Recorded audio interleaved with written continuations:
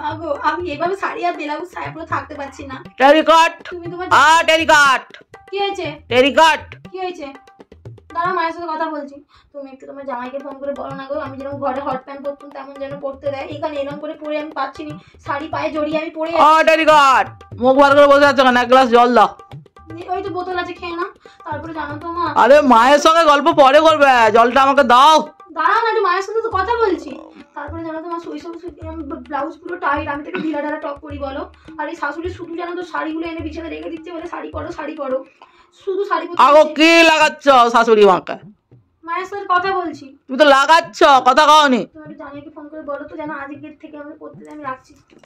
কি হয়েছে? টেরিকট এক গ্লাস জল দাও তো। ওই তো বোতল আছে, খেয়ে না। আরে গ্লাসে দাও না, গলা আটকে যাবে। না মা, আমি এত কাজ করতে পারি না, ভালো লাগে না। আমার বাড়িতে আমি বোতল আমার মা আমার হাতে ধরে দিয়ে যেত, বোতল গ্লাসে আবার ঢেলে দিত। টেরিকট আমার মা যদি শুনে না, আপনি খুব রাগ করবে তোমার উপর জানো। কারণ আমি মায়ের তো একটা মাত্র ছেলে।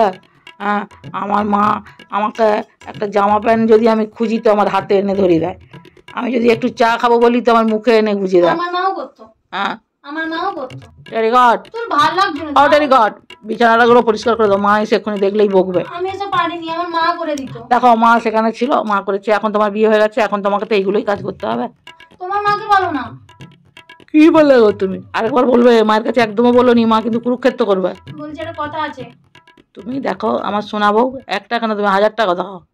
বলছি আমি না এই শাড়ি সেয়া এই ব্লাউজ এগুলো না পরতে পারবো না। আমি না বাড়িতে না সেই হাঁটুর উপরে প্যান্ট আর ঢলা ঢলা টপ পরতুম, গেঞ্জি। তোমরা যেমন ঘরে গেঞ্জি পরো তেমন গেঞ্জি পরতুম, ওগুলো আমি আজ থেকে পরবো। আমার না কেমন একটা দম আটকে আসছে। খোকা খোকা, মাকে বলো। হ্যাঁ, আমি কি আর হাতে না এইসব। বৌমা কি বলছে জানো? কি বলে, কি হট না শর্ট না কি, কাকে মারবে বলছে? বল কেন, মেয়ে মানুষ বল খেলবে নাকি? কে বলো? তুমি তো আমার নিজেরই মায়ের মতো। হ্যাঁ, মায়ের মতন মা নয়, বলো বলো।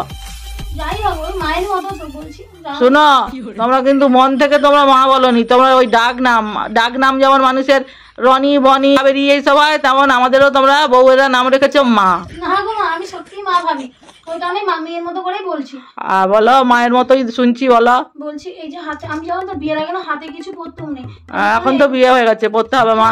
ওটাই বলছি, এগুলো না পরলে না হাত কেমন চুল কই। আমি যদি সব খুলে একটা পরে থাকি হবে, মানে শুধু এইটা।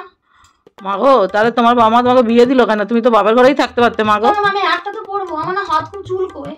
চুলকোয় তুমি একটু চুলকি দিবে সবসময়, নাহলে ওইসব গুলো খুলতে নেই। হ্যাঁ মা বলো। শাড়িটা পরে আসি না, আমার না কিরকম একটা ঘাম দিচ্ছে সারা শরীরে। তুমি তো উলঙ্গর মতোই তো আছো মা, তোমার গায়ে তো চাপা নেই।